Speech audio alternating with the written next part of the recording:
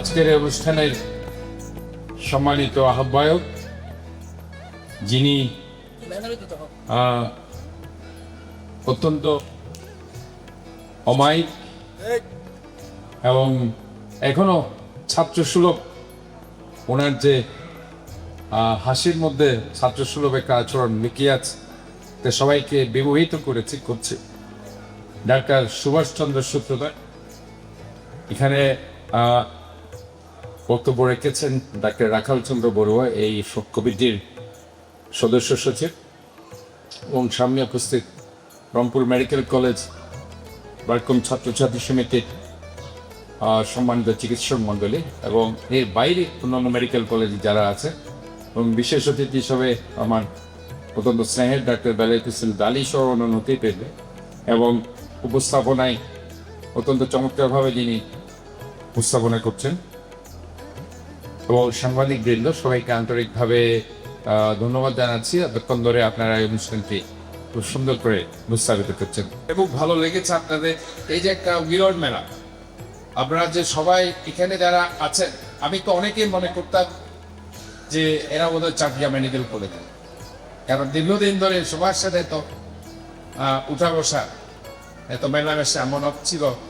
Rangpur medical কলেজে অনেকে আজকে আমি এমন এই যে জসিমুল হাসান তাইকে অনেক কখনো জিজ্ঞেস করতে যে আপনি কোন মেডিকেল। হ্যাঁ, আপনার সাথে যেমন ডক্টর স্ল্যাব থেকে, আমি যখন 93-তে ডক্টর স্ল্যাবের চেয়ারম্যান, তখন থেকে উনি আমার সাথে আছে বিভিন্ন, এরপরে ট্রিটমেন্ট হসপিটাল, ট্রিটমেন্ট সেন্টার। তো যাই হোক, আমি এখানে ধরেন আমাদের ডক্টর শিব শঙ্কর শাহ, ওনারা আমরা একসাথে 2008 সাল থেকে ওয়ার সিমেট্রি সানে ওরিয়ানি আমরা আছি। ওইখানে আপনাদের একটা সবার মধ্যে একটা ভালো সম্পর্ক, ডাক্তাররা আসলে এখানে ম্যাক্সিমাম ডক্টররা এখানে থেকে। ইভেন আমি যেদিন আপনার 2024-এর 5 অগস্ট যেদিন শেখ হাসিনা পালিয়ে গেলে, তার ঠিক একদিন আগে আমাদের বাসা যেদিন এটা বলো এই সানে আমার জন্য কিন্তু এটা করা হচ্ছে, আমার একটা বাসা দেখে। আর সেখানে একটা জিনিস দেখার মানে আমার বাসা যখন অ্যাটাক করলো, তারা সমস্ত গাড়ি ভাঙচুর করলো, আগুন জ্বালিয়ে দিল, এবং আমি তখন বাইক থেকে মাত্র বাসায় এসেছি। বাসায় আসার আধা ঘন্টার মধ্যে ঘটনা হয়েছে, এবং সেখানে আমি বাসা থেকে বের হয়ে দৌড় মেরে প্রথমে কলিং বেল টিপতে লাস্টে বাসাটা পেয়েছি আমাদের একটা শিব সম্পদ সাহেবের পাশে, এবং সেখানে উনি ছিলেন না, ওনার ওয়াইফ বৌদি, উনি সম্ভবত বৈদিক মানে এমনি এমন কোনো জায়গা নেই যে টেলিফোন করেন নাই যে প্রশাসনের লোকজনদের আনার জন্য। লাস্ট ওদের বোধ হয় পুলিশ কমিশনার ছিলেন আগের, যিনি হিন্দু ভদ্রলোক, ওনার নাম হ্যাঁ